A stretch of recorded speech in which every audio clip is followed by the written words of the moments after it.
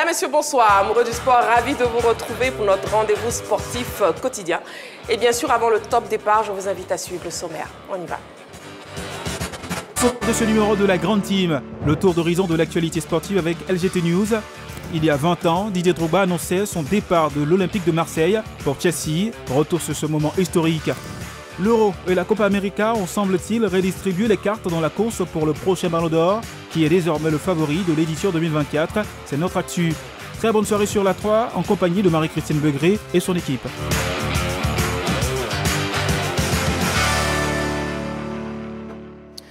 Un plaisir de vous retrouver ce vendredi soir pour notre rendez-vous, bien sûr, quotidien sportif. 1 heure d'émission en votre compagnie, très chers téléspectateurs, avec une question LGT. Ballon d'Or après l'Euro et la Copa América, qui est à ce jour le favori de l'édition 2024. Vous pourrez donc participer à l'émission, bien sûr, comme chaque soir, du lundi au vendredi, en nous donnant vos différents avis. Le numéro de téléphone de la 3 est disponible pour vous, c'est le 27 21 59 93 99, 27 21 59 93 99. Bien sûr, si vous nous appelez hors des frontières de la Côte d'Ivoire, n'hésitez pas, hein, toujours l'indicatif plus 225. Voilà. Et je ne serai pas seule, je serai bien sûr accompagnée de Balo. Balo, bonsoir. Bonsoir Marie-Christine. Comment vous allez? Ça va et chez vous? Très bien. Coach Alain, bonsoir. Bonsoir Marie. Comment vous allez, Coach Alain? Je vais super bien. Dagochal, bonsoir. Bonsoir Marie-Christine. Comment vous allez? Je vais très bien. Et je termine avec Henri Joël. Le meilleur pour la fin. Bonsoir Marie-Christine, ça va bien? Dagochal, est-ce que c'est le meilleur? Oh, franchement, il est lourd ce garçon. Bon, mais, on va bien commencer l'émission. Voilà. Parce que là, je viens de mettre un peu d'ambiance pour essayer de réveiller les autres. Donc, comme je le disais, le meilleur pour la fin. Voilà. Donc, Henri Joël, le meilleur pour ce soir. Merci beaucoup. Voilà. On espère que ça va durer jusqu'à la fin. C'est ça. Allez, on commence avec LGT News. On y va.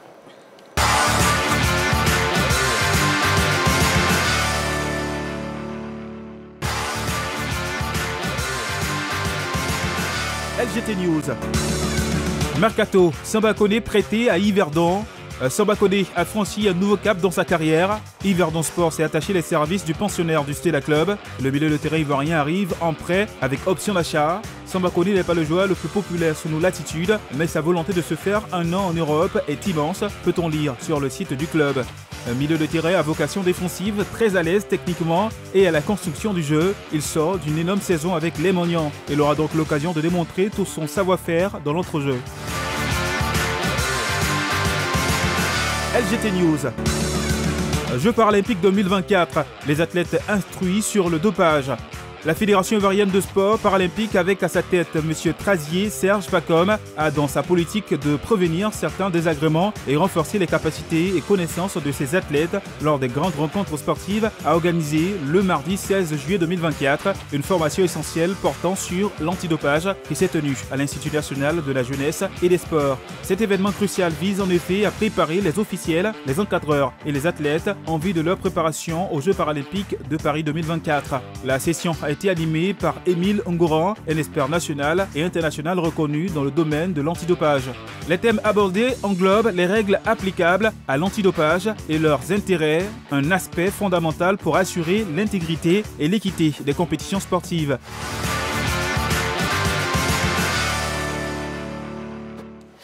L'essentiel de l'actualité sportive, c'est bien dans votre émission La Grande Team, et nous sommes en direct sur la 3 ce vendredi soir. On commence le débrief des news Mercato. Coach Alain. Oui, Mercato, on a un de nos pensionnaires de la Ligue 1 ivoirienne, Koné Samba, qui a été formé dans une académie par un ancien attaquant de l'Africa, Koné l'enseignant que Dagocha connaît très bien. Il a formé au CEFEC, Centre de formation et d'éducation Koné, qui a été formé au CEFEC et après il a transféré au Stella, il a prêté au Stella et c'est du Stella qu'il a été prêté en Suisse à Yverdon pour une saison, maintenant un prêt avec option d'achat. C'était un milieu de terrain défensif, c'est un box-to-box, c'est quelqu'un qui travaille beaucoup, il est très intéressant dans la récupération de la balle. On espère bien que ce transfert-là va essayer d'ouvrir les portes à certains joueurs qui travaillent bien dans ce championnat ivoirien. Je pense que quand tu fais bien les choses, quand tu t'entraînes très bien et que tu fais une très bonne saison, les portes de l'extérieur seront ouvertes. En tout cas, bonne chance à ce petit Koné Samba-là. Et surtout, bravo à mon ami Koné Lassina, qui a vraiment formé de très bons joueurs.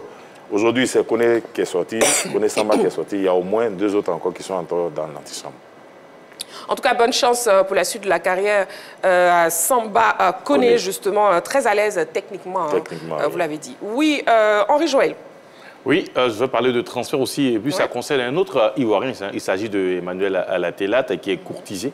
Et d'ailleurs, son club l'a fait savoir. Pour l'instant, il est encore, il sera toujours avec Middlesbrough. Il est intransférable selon ce qu'ils ont dit. Mais en cas de grosse offre, ils laisseront partir l'Ivoirien. Ça veut dire quoi? Ça veut dire qu'aujourd'hui, avec la saison qu'il a passée en championship du côté de l'Angleterre, il a fait une très bonne saison. Du coup, il y a les intérêts des uns et des autres autour de l'éléphant, parce que il était avec les éléphants il n'y a pas de cela longtemps. Il faut savoir que les clubs anglais sont assis financièrement. Donc, du coup, un club comme Middlesbrough peut se permettre aujourd'hui de retenir un joueur et surtout d'assurer aisément sa masse salariale, même si cela était réduit à la hausse. Donc, je comprends très bien la posture de son club parce que vu ce qu'il a apporté la saison passée, quand même, c'est quelqu'un sur qui on peut compter pour espérer monter. Quand on sait que voilà, le club est entraîné par Michael Carrick, un ancien de Manchester United, qui avait un temps soit peu assuré l'intérim à United, un moment qui avait fait un petit bon travail. On espère que déjà, avec lui, Middlesbrough aura quand même des envies, aura envie de rejoindre la Première Ligue. Et quand on a un attaquant comme Emmanuel Latelat, forcément, on peut s'appuyer sur lui. D'où, je dirais, cette mesure autour de l'éléphant. Mais comme eux-mêmes ils l'ont dit, en cas de grosse offre, ça veut dire qu'aujourd'hui, il est super coté du côté de la Championship. Et puis on espère pour lui, puisque déjà il a la confiance de ses dirigeants, et même s'il venait à être transféré, quand même, ça sera quelque chose d'assez intéressant, puisque son club acquéreur aura déboursé beaucoup d'argent pour pouvoir le faire venir. Donc du coup, ça peut lui garantir, même si cela n'est pas sûr à 100%, ça peut lui garantir une place de titulaire dans son nouveau club. En tout cas, à moins d'une offre exorbitante, Latelat n'est pas du tout à vendre, Dagocha. En tout cas, je suis très heureux pour lui, parce que lors du dernier match avec les éléphants, force est de reconnaître qu'il a quand même essuyé beaucoup de critiques. Il n'a pas été bien nourri en ballon. Je me suis permis d'expliquer aux uns et aux autres ce que c'est que l'équipe nationale, parce qu'on n'y vient pas comme ça. Premier jour réussi, ce n'est pas les dons qui réussissent à tout le monde.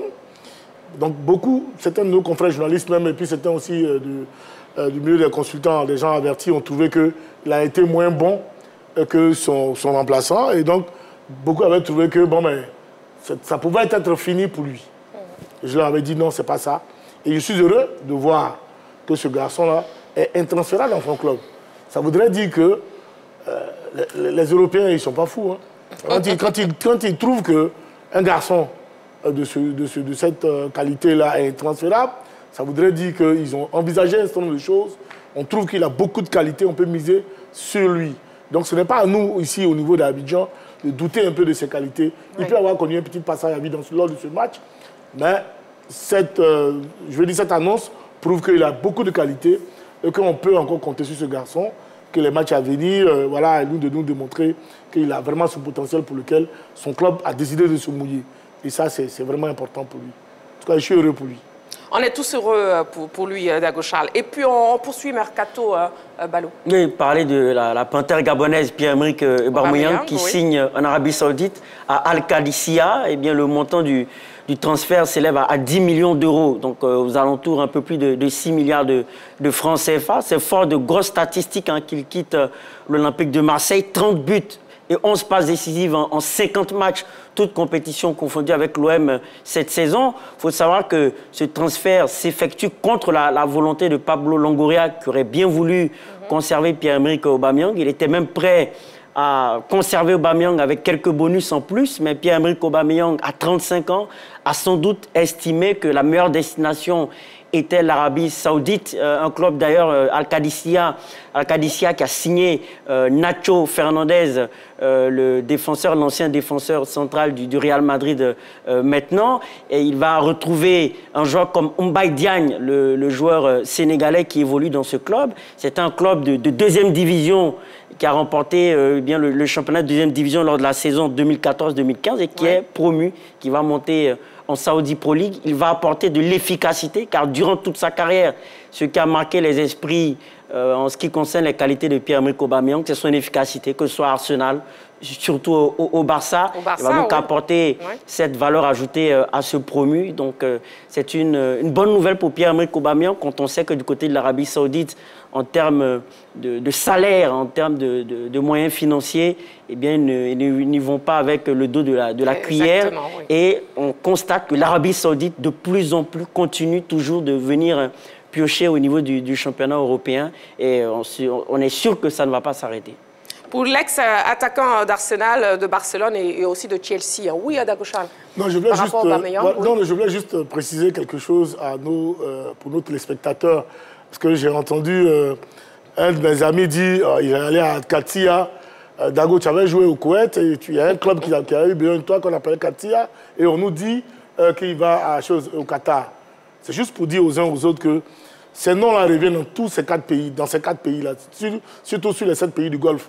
Ouais. C'est-à-dire, on a El Wada qu'on retrouve aux Émirats Arabes Unis, qu'on retrouve en Arabie Saoudite, qu'on retrouve au Qatar, qu'on retrouve au Koweït. C'est pareil comme Al-Qadsiya, aujourd'hui qu'on retrouve du côté du Qatar, qu'on a en Arabie Saoudite, qu'on a aussi au Koweït. Donc, ce type de noms-là sont les noms qu'on retrouve dans ces 7 pays du Golfe. Donc, quand on dit avec précision Al-Qadsiya du Qatar, que les uns et les autres ne fassent pas de l'amalgame pour dire que non, certainement que nos confrères journalistes sont trompés. Voilà un peu ce que je voulais préciser. Merci beaucoup pour la précision, Dago Charles. Ballon, on a une idée du montant du transfert? Je l'ai dit, 10 millions d'euros, selon mes conversions, on va dire aux alentours de 6 milliards de francs CFA. Un peu plus en tout cas. Ouais, voilà. 6 milliards 500. Parce 6 milliards 500. On a quoi? On dit à 7 milliards. Voilà. Bon, Henri Joël, on arrondit à 7 milliards, mais bon, vous n'êtes pas footballeur, je ne profite même pas. Qu'est-ce que ça veut dire? Moi, je joue au quartier. Oh, heureusement, alors. Je joue au quartier et je marquais beaucoup de buts au quartier. C'est mieux. Au petit poteau. Henri Joël, on va lancer la pub. Je pense que c'est préférable. Voilà. Très chers téléspectateurs, on se retrouve dans quelques secondes pour la suite de l'émission. N'oubliez pas la question LGT Ballon d'Or. Après l'Euro et la Copa América, qui est à ce jour le favori de l'édition 2024. Le 27, 21, 59, 93, 99, c'est seulement dans quelques petites minutes. Pour l'instant, on part à la pub, le temps qu'Henri Joël, le grand footeux de la 3, souffle un peu. On y va.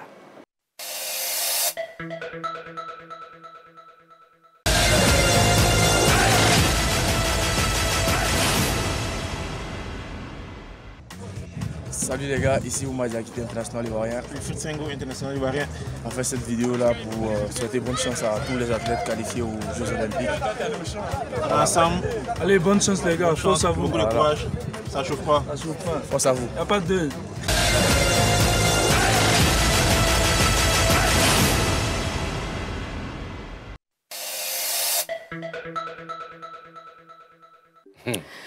De retour sur le plateau de la Grande Team, nous sommes toujours en direct, très chers téléspectateurs. Et sachez qu'il y a 20 ans, oui, il y a 20 ans, Didier Drogba quittait l'Olympique de Marseille pour s'engager avec le club anglais de Chelsea. Une saison seulement dans la cité phocéenne aurait suffi à convaincre José Mourinho à vouloir s'offrir les services de l'attaquant ivoirien. Suivant justement cette séquence témoignage de l'entraîneur portugais qui raconte comment il a insisté auprès de son président Abramovich pour avoir Drogba. C'est un élément de nos reporters, de nos confrères surtout de beIN Sport. On regarde. Drogba is the kind of guy that is so loyal that he never forgot that I took him from Marseille to the Premiership. Where he was not even expect that because he didn't start very young at that level. He was already playing for Guingamp and Marseille and other loans. So when I take him to Chelsea again, I remember clearly Abramovich was asking me, who do you want for the striker? All the big names in Europe at that time. I told Drogba. And who is he? Where is he playing? Mr. Abramovich, pay and don't speak. And Didier was an iconic player for Chelsea, for the Premier League. He was phenomenal again. So there are players that their character, their personality, they are important from day one in their career until last day in their career. Voilà, José Mourinho. Bon, hors antenne, tout à l'heure, Ballot disait justement, ce monsieur, il apprécie énormément Drogba. Et on le voit dans l'interview, hein, à tel point, il voulait véritablement la légende Didier Drogba. Oui, il aime Drogba. Je me souviens même d'une interview où on lui a demandé, José Mourinho, si vous souhaitez, sinon si vous allez en guerre, avec qui aimeriez-vous partir en guerre? Il a dit Didier Drogba. Donc, ça prouve qu'effectivement, il aimait Didier Drogba. Et Didier Drogba l'a prouvé sur la pelouse. Et pour moi, il faut rendre hommage aussi au flair de José Mourinho, parce que partout où il est passé, on peut lui reprocher sa vision un peu stéréotypée du football, la défense à tout prix. Mais c'est un entraîneur, lorsqu'il partait très souvent chercher un joueur, eh bien, il se trompait rarement. Et effectivement, José Mourinho a eu raison sur Didier Drogba, qui a apporté beaucoup à Chelsea dans le duel aérien, dans le jeu dos au but, dans la faculté de déviation, dans l'efficacité surtout. Et ce n'était pas gagné d'avance. Et aussi, justement, ce transfert à Chelsea de Didier Drogba a marqué d'une manière décisive sa carrière. Effectivement, vous savez, quand tu es un entraîneur, que tu as le flair de prendre un joueur qui a un certain âge, que tout le monde pense qu'il est fini pour le football, et qui renaît dans un autre club, que tu emmènes, qui devient le top joueur, je pense que la valeur marchande du joueur va tout de suite monter. Et grâce au départ de Drogba, je pense que Marseille a vraiment renfloué ses caisses. Marseille a pu, après le départ de Drogba, acheter certains joueurs pour continuer leur projet. Mais malheureusement pour Marseille, il n'y avait pas ce joueur-là qui pouvait remplacer Didier Drogba. Et Didier Drogba arrivé à Chelsea, je pense que Mourinho savait pourquoi il était venu chercher Drogba. Parce qu'il savait qu'avec ce gars-là, il pouvait faire tout ce système de jeu, toute la partie du football autour de ce monsieur-là. Que ce soit dos au but, que ce soit face à un adversaire, que ce soit entre deux défenseurs. Je pense qu'il avait déjà une idée claire avant d'aller chercher cet attaquant-là. Il a eu cet attaquant, il a tout gagné. Aujourd'hui, il est devenu le Special One. Parce que grâce à Didier Drogba et grâce à Mourinho, aujourd'hui, on parle du football surtout on parle de la Côte d'Ivoire, avec beaucoup de plaisir. Aujourd'hui, on est fiers de dire partout que nous sommes Ivoiriens, parce qu'on a eu une icône qui a porté très haut le drapeau ivoirien. Le drapeau ivoirien, c'était le transfert le plus cher de la Ligue 1, 37 millions d'euros, soit 26 milliards de francs CFA. Donc, c'est dire que Chelsea est venu le chercher avec beaucoup de confiance. Christophe Boucher, le président de l'époque de Marseille, avait exprimé certains regrets de voir justement Didier Drogba quitter l'Olympique de Marseille, parce que Drogba-Marseille, c'était fabuleux, c'était des buts décisifs. Et vous pensez qu'il aurait dû rester une saison de plus à Marseille? Moi, je dirais non. Non. Parce que quand on voit la suite de sa carrière, Drogba ne s'est pas du tout trompé. Parce que lorsqu'il arrive à Chelsea, c'est vrai que sur les premières années, il est en train de chercher un peu ses marques, mais lorsqu'il a décollé, il est devenu l'icône qu'on connaît en Ligue des Champions notamment. Et il s'est inscrit même dans les pas de grands attaquants de Chelsea, les Jimmy Floyd Hasselbank qu'on a pu connaître, les Torre André Flo qu'on a pu connaître avec Chelsea. Donc là, Drogba a marqué son histoire. Il ne s'est pas du tout trompé. Pour moi, véritablement, son agent a bien fait de lui conseiller de quitter Marseille, parce qu'il avait même perdu la Coupe UEFA face à Valence avec l'Olympique de Marseille. Habib Beye aussi a dit à ce propos que lorsque Drogba arrivait même à Marseille, la star du moment, c'était Mido, la star égyptienne de Marseille, et que Drogba avait réussi à changer de statut, à devenir la star de l'Olympique de Marseille. Donc, une fois que cela est accompli, pour moi, il y avait moyen d'aller chercher ailleurs. Mais franchement, c'était un pari risqué, messieurs, parce que quand Drogba débarquait en Angleterre, il était peu connu. D'ailleurs, quand on écoute un peu Mourinho, quand il met sur sa liste l'attaquant à recruter avec le nom de Didier Drogba, Abramovich lui demande, mais c'est qui ça? D'où vient-il? Il sort d'où? Il ne le connaissait pas. Et ça ne veut pas dire qu'il était peu connu. Non, c'est Abramovich qui venait d'arriver. Non.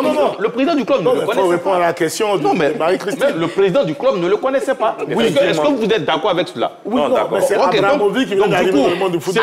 C'est lui qui va débousser l'argent. Donc il était peu connu? Il était peu connu, non seulement du président, et même en Angleterre aussi, il était peu connu. D'accord. Il était peu connu. C'est pas qu'il avait brillé avec Marseille. Il a brillé avec Marseille, il a fait une saison avec Marseille, il a joué la finale de la C2 avec Marseille, perdu face à Valence. Mais en Angleterre, ce n'est pas tout le monde qui le connaissait. Maintenant, quand il arrive, il y a la concurrence d'Adrien Moutou, parce qu'il n'a pas trouvé Adrien Moutou. Ensuite, il relègue Adrien Moutou sur le banc. C'est vrai qu'après, au début, ça a été un peu difficile. Ouais. Mais il relègue Adrien Moutou sur le banc. On fait venir un autre attaquant, Mateja Kezman, qu'il met au banc.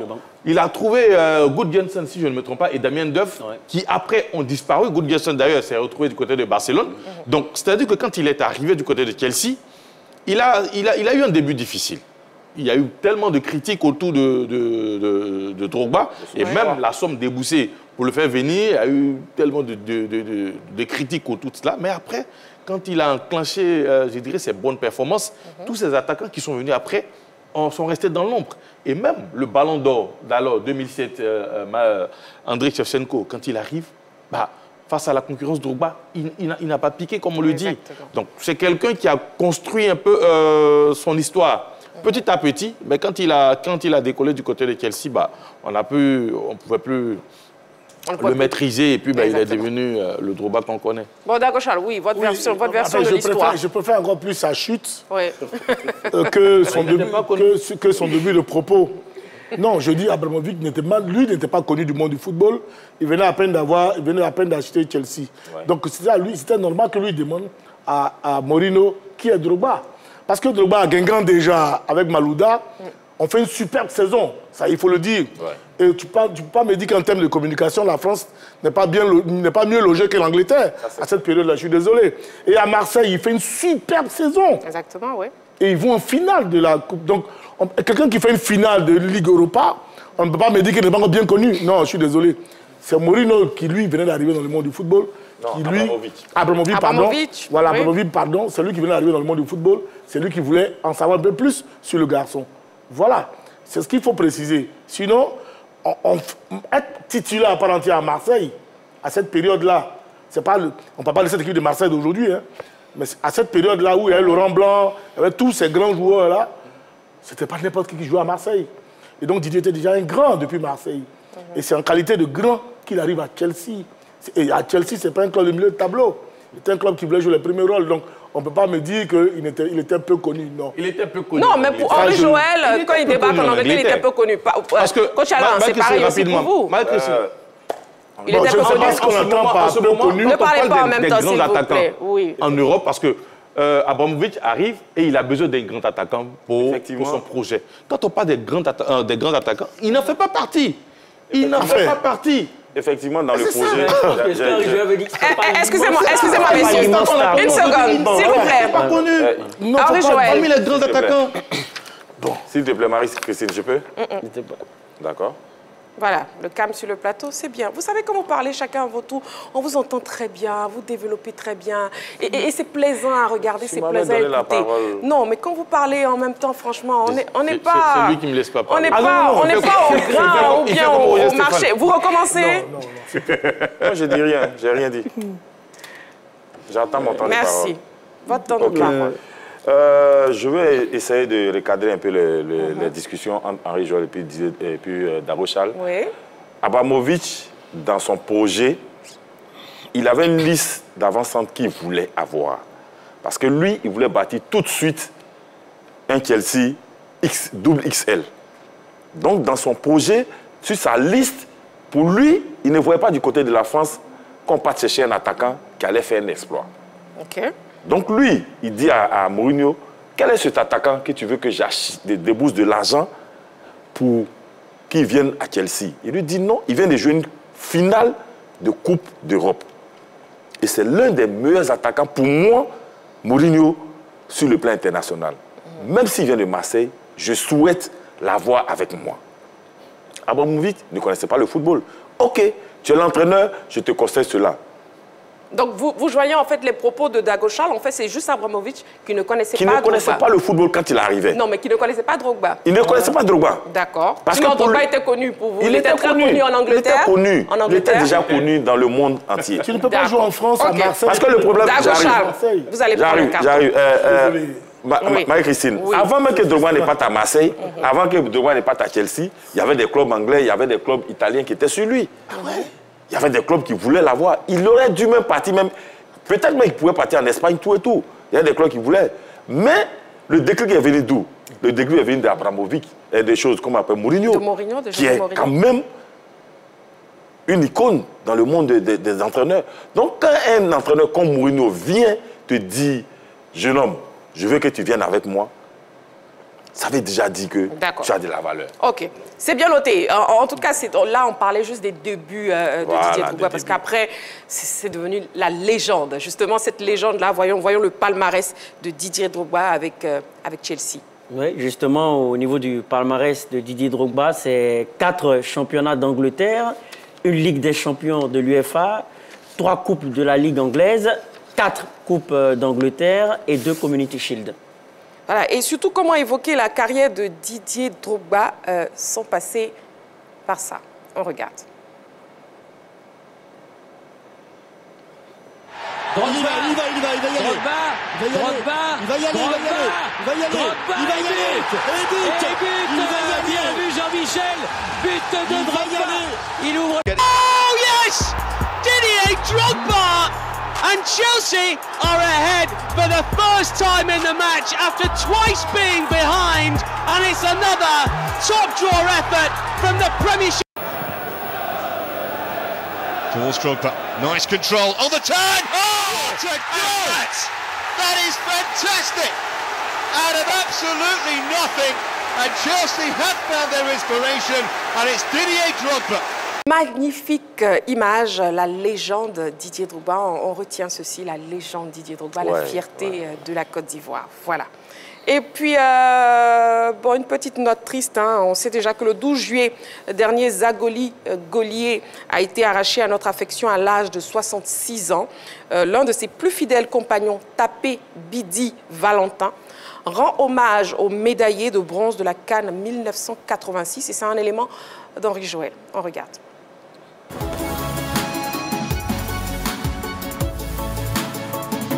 La rencontre avec Zagoli Golier s'est faite au cours des matchs intervillages. Son village jouait, je crois, à Boguedia contre une équipe. Et c'est après le match que lui et moi, on s'est liés d'amitié. Il a choisi comme ça d'être gardien de but parce que, après lui, il m'a dit qu'il voyait les gardiens de but qui relâchaient beaucoup les balles. Il a dit, mais quand je vois les attaquants qui tirent faiblement les balles, les gardiens, ils prennent les ballons en 2 temps. Donc, ça va me pousser à être gardien de but.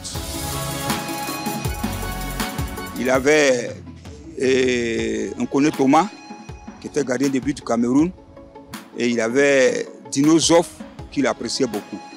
Donc, ce sont les 2 éléments-là qui ont permis à Zagoli d'être gardien de but. Ce n'est pas Zagoli Golier, parce que les gens ont tendance à écrire Zagoli Golier partout. C'est Zagoli Golier. Le nom Golier, c'est le nom BT, c'est pas Golier. C'est vrai, il a été Golier, mais son nom, c'est Zagoli Golier. Zagoli Golier, c'est un homme très affable. Non seulement il est discret, il est aimable et son humilité est débordante. Zagoli, quand vous allez quelque part, vous voulez le présenter, lui-même il refuse. Donc c'est quelqu'un vraiment, il est discret, il est aimable et puis il est sans histoire. C'est un homme vraiment très ouvert, généreux. Quand tu as un problème, que tu lui évoques ce problème, Zagoli prend ce problème-là à son compte.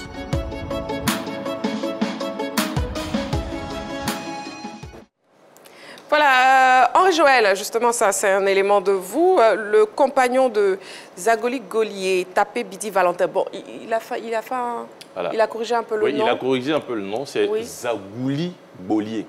Voilà. Zagoli Ici, c'est écrit Bolier, comme à Beauville. Mais c'est Zagoli Bolier.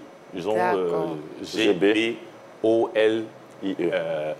accent aigu. Voilà. Ah, ok, d'accord. Donc, bon, voilà. Il ne faudrait plus qu'on se trompe, ce n'est pas Zagoli Golier, c'est Zagoli Golier. D'accord. Balo, vous avez entendu le nom? Oui, c'est Zagoli Bolier. Zagouli. Ah. Zagouli Bolier. Zagouli Bolier, oui. Et il me dit avec assurance, oui. Alors, c'est venu faire des fautes. Ouais. Oui, Henri Joël a justement impression après les dires de son compagnon. Ah oui, émouvant, puisque déjà avant même de lui tendre le micro, il a commencé à parler de son compagnon. Et d'ailleurs, c'était un peu son idole. Et lui, monsieur Tabé, c'était un peu son idole. Zagouli Goli était son idole.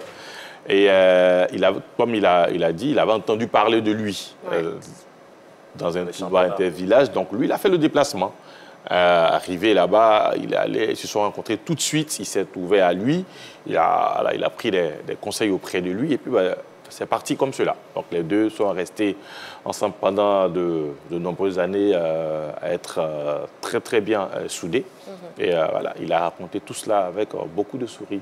Même si derrière il y avait quelques regrets, puisque voilà, il parlait de certains projets, notamment la formation des gardiens de but qu'il avait envie de développer, surtout dans la région de Daloa. Mais malheureusement, avec la maladie, avec tout ce qu'on a connu, ça n'a pas pu se réaliser. Mais quand même, c'est quelqu'un qui est très intéressant et puis assez ouvert. Il aimait aussi aider beaucoup les gens, les autres. En tout cas, c'est un bel hommage de son ami Tapé Bidi Valentin. On marque une petite pause et on se retrouve dans quelques secondes pour la suite de notre émission. Vous ne bougez surtout pas, très chers téléspectateurs. Allez, à tout de suite.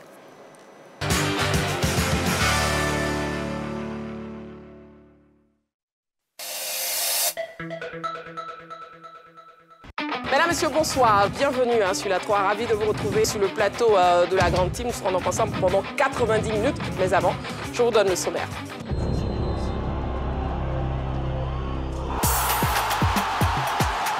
CSM, l'inoxydable. Le champion d'Afrique, c'est la Côte d'Ivoire. Si nous avons gagné cette CAN, je pense que l'état d'esprit était pour beaucoup de choses. Et on espère que ça va continuer sur cette lancée, que ça va se perpétuer. Ces derniers jours, il y a eu beaucoup de bruit autour du football féminin. Les 3 étoiles, c'est vrai, ce sont les hommes qui l'ont apporté, mais les dames peuvent apporter encore plus. Nous ne voulons pas être votre concurrent. Les présidents aident nos sœurs, donner les moyens à ces jeunes filles. Et le résultat, on met ça dans les mains de Dieu. Et toute la Côte d'Ivoire est derrière vous. Merci beaucoup.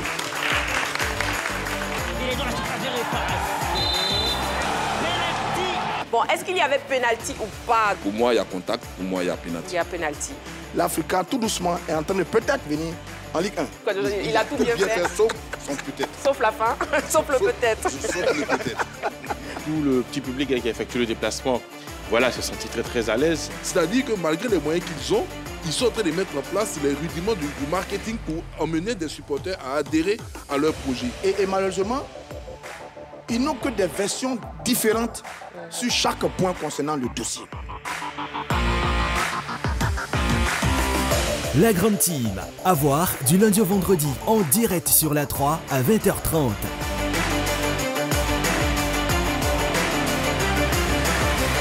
La 3, nous offrons 3 fois plus de sport.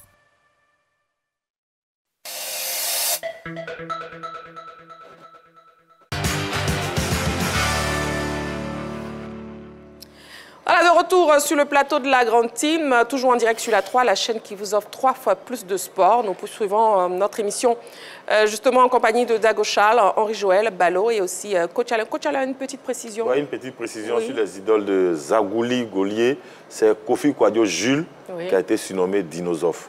Lui aussi, il nous a quitté paix à son âme. Donc ce n'est pas le Dinosophe, l'italien, mais plutôt Kofi Kouadio Jules. Très bien. Voilà. Merci beaucoup, merci beaucoup pour la précision.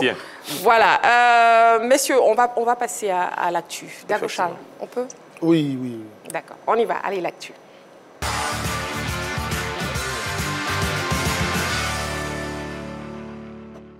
Alors, très chers téléspectateurs, vous pouvez désormais participer à l'émission parce que le téléphone est ouvert le 27 21 59 93 99. Le 27 21 59 93 99, le téléphone de la 3 est ouvert à présent.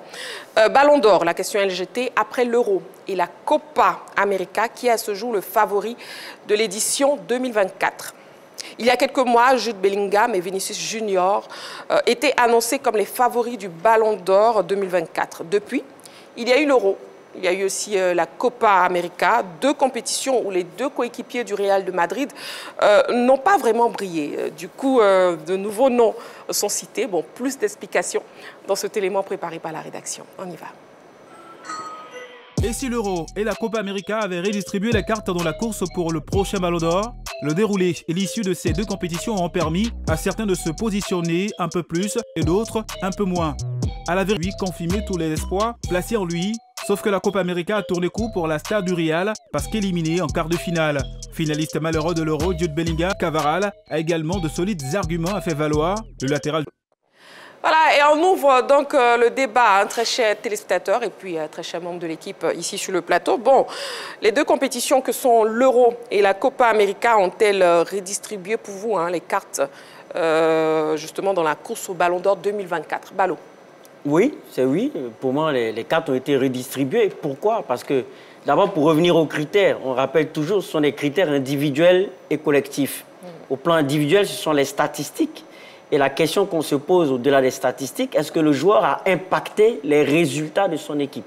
Sur cette base, lorsqu'on parle déjà de la Ligue des Champions, d'abord le joueur qui a impacté le jeu du Real Madrid sur les phases, notamment sur les phases d'élimination directe, c'est Vinicius Junior. Sur le match face à Manchester City, surtout Vinicius s'impose en termes de buts marqués, de buts importants, que ce soit à l'aller, au retour. Là, il est impactant dans le jeu. Face au Bayern, également, il permet au Real Madrid, sur cette frappe mal relâchée par Neuer, de se relancer. Sur la finale, également, il est buteur, même s'il y a aussi Dani Carvajal qui marque. Mais sur le jeu offensif du Real Madrid, clairement, Vinicius a marqué les esprits. Sauf que lui, il y a eu après la Copa América où, c'est vrai, sur un match, il s'en sort, mais il écope là encore d'une suspension qui pèse dans la balance parce qu'il y a aussi le critère du fair play qui compte dans l'attribution du Ballon d'Or, d'où la classe du joueur dans la dénomination. Maintenant, lui, il est totalement éliminé. Vinicius, puisque sur la Copa, il fait une contre-performance. On en vient à Jude Bellingham, qui sur la saison de Liga a commencé en trombe, mais sur la fin de saison, qui s'est un peu émoussé. Idem en ce qui concerne la Ligue des Champions. En finale, il manque une occasion en or, alors que Vinicius Junior marque. Bellingham, en finale de l'Euro, fait une passe décisive. Sur le critère individuel, ça compte, mais au niveau collectif, il perd la finale de l'Euro. Donc le dernier qui coche toutes les cases, c'est bien sûr Rodri, qui est impactant avec Manchester City dans le titre au niveau du jeu du milieu de terrain et avec la Roja espagnole. Là, il permet à cette équipe espagnole de remporter le titre. Donc, sur ces critères de performance individuelle, statistique et impact sur le jeu de l'équipe et performance collective, je pense que Rodri est le favori. D'accord. Le favori pour Ballot, c'est donc Rodri. On a un appelant, M. Yoboué Ange, qui nous appelle de Cocody. Bonsoir, M. Yoboué. Oui, bonsoir, madame. Bienvenue sur le plateau de la Grande Team. Oui. Allez, on vous écoute. Moi, le favori du Ballon d'Or 2024, je pense que c'est Jude Bellingham, parce qu'il a joué jusqu'à la finale, même s'il n'a pas pu remporter. D'accord. D'accord. Donc, pour vous, c'est Jude Bellingham. Oui. D'accord. C'est bien noté. Merci beaucoup, M. Yoboué Ange.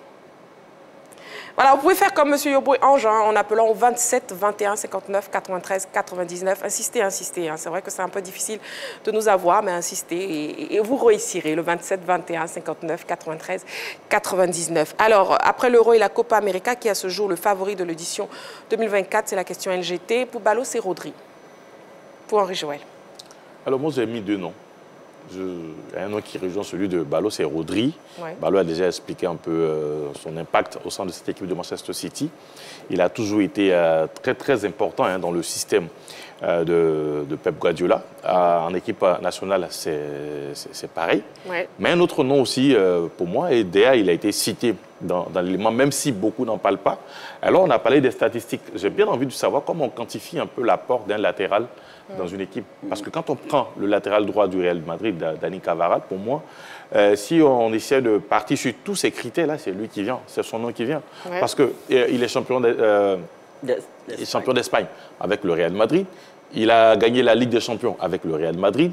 Il est vainqueur de l'Euro avec l'Espagne. Donc, au niveau des statistiques individuelles, c'est cela que j'ai posé la question. Comment on quantifie un peu l'apport statistique d'un latéral dans une équipe? C'est difficile. C'est pour cela qu'il y aura toujours ce débat autour de ces distinctions personnelles dans ces genres de compétition. Parce qu'un latéral, c'est vrai qu'aujourd'hui, avec le football moderne, on dira oui, il peut faire des passes décisives, il peut monter. Ben, Cavaral, il a toujours été présent, il a souvent fait des passes décisives, sauf que c'est quelqu'un dans son positionnement ou dans le poste qu'il occupe, il n'est pas tout de suite dans ce qui est comme apport offensif à outrance. Donc c'est un peu difficile de le mettre dans le même canevas que Jude Bellingham, que Vinicius. Mais quand même, il a son apport au niveau du Real Madrid et il a été présent sur presque tous les matchs du Real, que ce soit en championnat et aussi au niveau de la Ligue des Champions. Quand on prend l'équipe d'Espagne, c'est vrai qu'il écope de 2 cartons jaunes. Merci. Voilà, qui le sortent. Donc, au niveau du fair play, c'est vrai, ça. C'est pour cela que j'ai mis d'abord Rodri, parce que Rodri, il a été très clean du début à la fin avec City et avec l'équipe d'Espagne.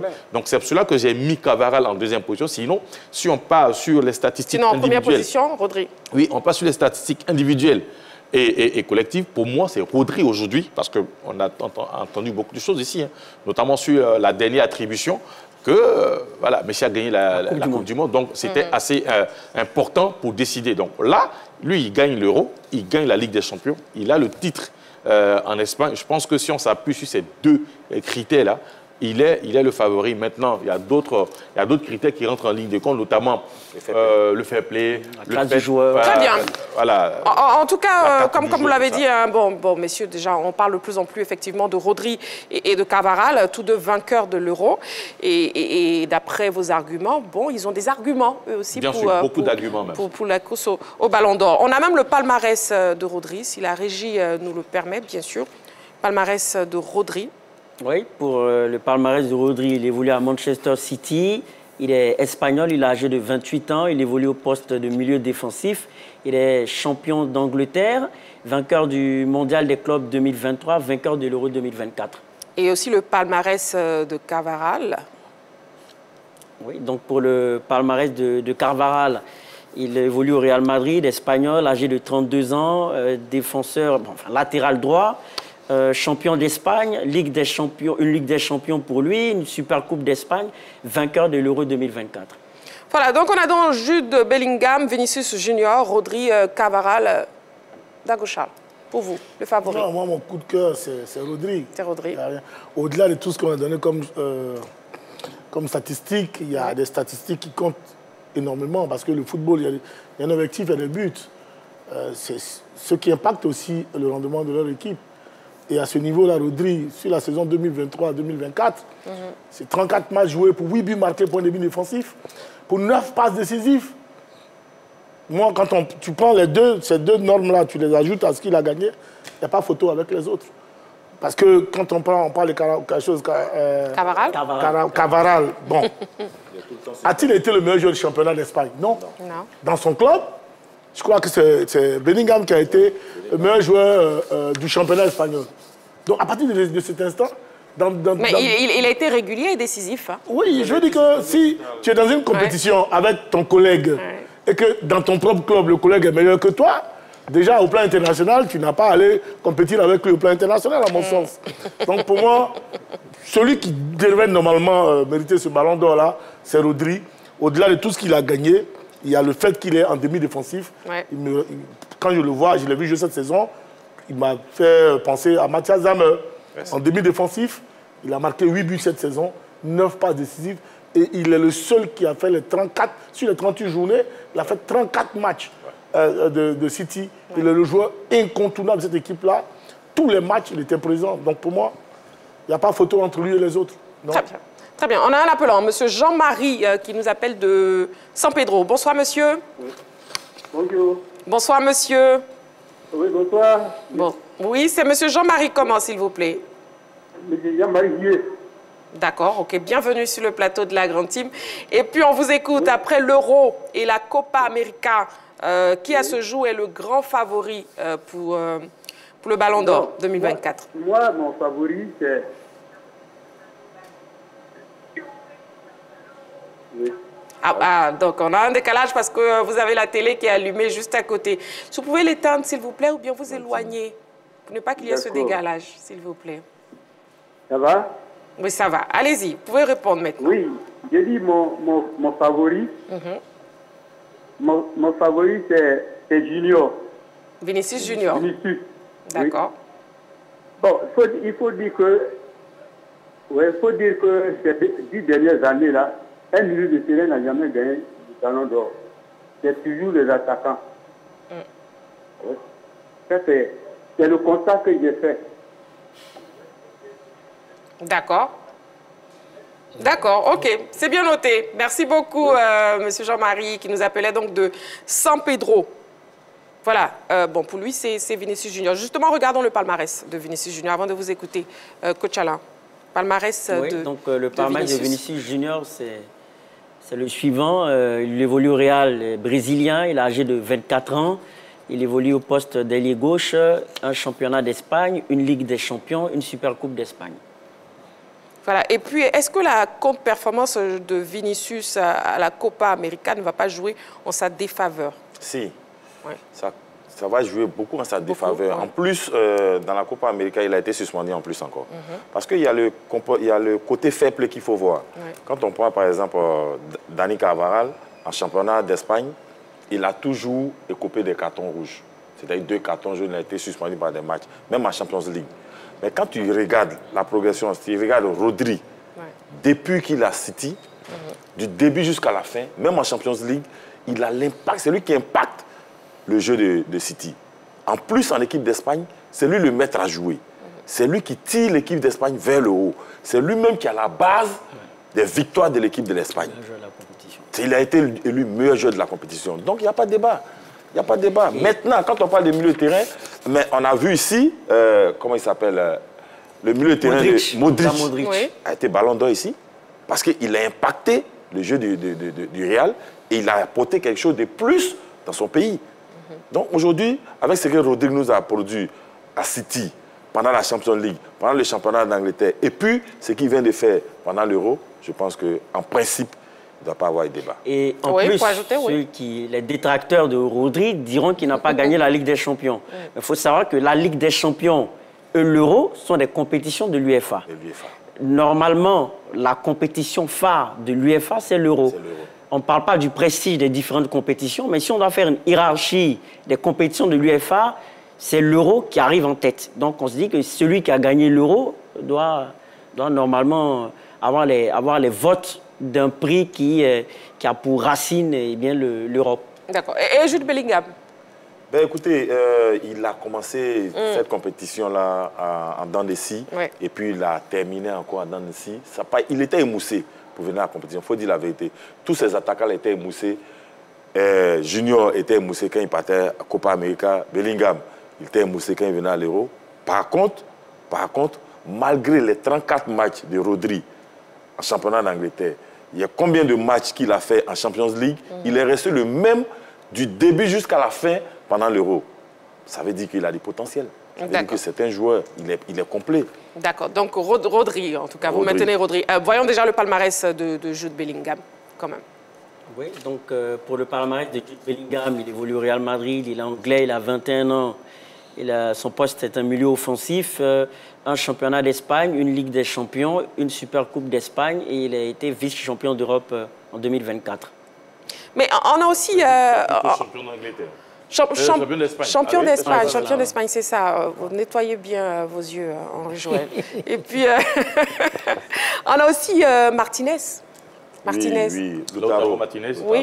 Lautaro Martinez de l'Inter, vainqueur de la Copa América, champion d'Italie. Il peut créer la surprise. Voilà, il peut créer la surprise aussi parce qu'aujourd'hui, c'est quoi? On regarde non seulement les statistiques individuelles et collectives. Au niveau des statistiques individuelles, c'est le meilleur buteur de l'Inter, de la Copa América. Il a beaucoup impacté le jeu de l'Inter. C'est presque lui qui fait l'attaque avec Thuram, à l'attaque de l'Inter. Du côté de l'Argentine, voilà, à l'absence de Lionel Messi qui s'est un peu retiré au niveau du milieu de terrain. C'est vrai que les deux étaient sur le front de l'attaque, mais Messi a plus laissé de place à Lautaro Martinez qui, à mon sens, est plus frais et plus jeune. Donc, c'est lui qui portait plus l'attaque de l'Argentine. Donc, lui aussi, c'est un candidat sérieux parce qu'il respecte les différents critères qui ont été énoncés. Maintenant, là où peut-être je vais rejoindre le milieu de terrain Rodri, c'est qu'au niveau de la continuité, je pense que c'est quelqu'un qui est présent. La saison passée, quand on évoquait ce même ballon d'or, moi je l'avais mis comme favori parce qu'il avait fait une très très bonne saison avec l'équipe de Manchester City. Et cette saison, il est resté sur ces mêmes statistiques, le même standard. Donc c'est pour cela qu'il est un peu en avance maintenant, comme je l'ai dit, Cavaral aussi. Bon, pour moi, c'est un candidat sérieux. D'accord. Ben bon, moi, je reviens à Martinez. Déjà, voyons, 26 ans, voyons son palmarès. Vous voulez donner quelques informations sur Martinez? Mais allons-y. Le palmarès, et puis vous allez ajouter. Oui, le palmarès de Martinez. Donc, le palmarès de Lautaro Martinez, qui évolue à l'Inter, qui est argentin, qui a 26 ans, qui évolue au poste d'avant-centre. Il a été champion d'Italie, vainqueur de la Copa América 2024, et d'ailleurs buteur. Meilleur buteur de la Serie A avec 24 buts. Meilleur buteur de la Copa América avec 5 buts, avec un but en finale en plus. Voilà. Et Dago Charles qui désirait ajouter, oui. Non, c'est juste pour dire qu'il était absent. C'est un tableau. Ça, il faut le souligner. La Ligue des Champions, c'est des choses sur lesquelles il n'a pas été présent, même mieux. Durant la Copa América, il était sur le banc de touche régulièrement. Il n'a pas plus d'1 heure de jeu dans les jambes. Il rentrait dans les 20 dernières minutes. Il marque. Donc un joueur qui est sur le banc de touche, c'est vrai, c'est un entrant. Il apporte ce plus-là qu'on attend de lui. Mais quand on regarde sur la durée de la compétition, c'est un joueur qui rentrait régulièrement, qui marquait 7 buts. Là, on ne peut pas regarder seulement que les buts. Non, il faut regarder. Parce qu'un match de football, ça se joue sur 1 heure de jeu. Bien sûr. Voilà, donc un remplaçant, même tu peux marquer des buts. Pour moi, ce n'est pas important. En tout cas, Ballon d'Or, après l'Euro et la Copa América, qui est à ce jour le grand favori? Écoutons l'avis du public sportif. On y va. Lautaro Martinez. Lui, comme ça, a été champion en Italie, champion de la Coupe d'Italie et Super Coupe d'Italie. Et la Copa América, encore meilleur joueur d'Italie et meilleur buteur encore d'Italie et meilleur buteur aussi de la Copa América. Pour moi, il est l'un des grands favoris. Maintenant, Rodri aussi, il a fait une très bonne saison avec Manchester City. C'est bien vrai qu'il n'a pas remporté la Champions League, mais avec l'Euro et le championnat, et il fait partie des grands milieux de terrain au monde actuellement. Maintenant, il y a Bellingham aussi. Lui, bon, tout le monde le sait, il a fait une super saison avec le Real Madrid et aussi avec l'Angleterre, même s'il a été malheureux pour la finale. Je monte Mbappé parce qu'il a mérité. Il a envoyé la France jusqu'en quart de finale ou demi-finale, je ne sais pas là-bas. C'est Rodri de Manchester City parce qu'il a fait une belle compétition en Ligue des Champions. Il a été, si je ne me trompe pas, le meilleur joueur même de la Ligue des Champions où il a remporté l'Euro. Il a terminé meilleur joueur de l'Euro. Donc pour moi, il a tout pour avoir le Ballon d'Or. Je crois que c'est Bellingham qui va le remporter. Parce qu'il a beaucoup de chance, il est arrivé en finale, il a fait ses preuves au Real Madrid, il a fait de grosses performances. Donc du coup, et puis je ne me trompe pas, mais il est premier au classement, ouais. Donc je crois que c'est lui qui a remporté le Ballon d'Or. Match. Voilà, donc l'avis du public sportif, le débat qui se poursuit ici sur le plateau, messieurs, vous exagérez. Bon, une question, hein, je m'en voudrais déjà de ne pas poser cette question, une question rapide, une réponse rapide. Oui, c'est moi, non? De ce côté seul. Voilà, de ce côté, non, de ce côté-là. On va mélanger. Moi, madame. Est-ce que l'ombre de Messi ne va pas planer cette édition? Mais je pense que ça ne va pas trop planer sur cette édition parce qu'il est sorti tout le temps sur des blessures, surtout à la finale. Sur la finale, il s'est blessé, donc je pense que ça n'a pas impacté cette fois-ci sur le Ballon d'Or. D'accord. Et Ballot? Non, pas du tout. Non, pas du tout. Parce que sur la saison, oui, pas du tout. Ouais. Sur l'histoire du football, en gagnant la Copa América, il rentre dans l'histoire, mais pour le Ballon d'Or, non, il ne peut pas. Du tout. Bon, d'accord. Bon, jamais. On verra bien. On verra bien. Arrête de mélanger. On verra bien. Au quartier. Allez, messieurs, c'est la fin de la grande team de ce soir, de cette semaine même. Merci beaucoup, messieurs. Merci, Ballot. Oui, je vous en prie. Merci, coach Alain. Merci. Merci, Dago Charles. Merci pour ce vendredi, tu l'as fait réussir. Merci, Henri Joël. Ça vous sortir dans le dos. Carton jaune, Henri Joël. Merci beaucoup, très chers téléspectateurs. C'est toujours un plaisir d'être en votre compagnie. Bon week-end, surtout avec les programmes de la 3. On se retrouve lundi, en début de semaine. On se repose très bien et puis on se retrouve lundi. Voilà, prenez soin de vous et n'oubliez pas, faites toujours du sport.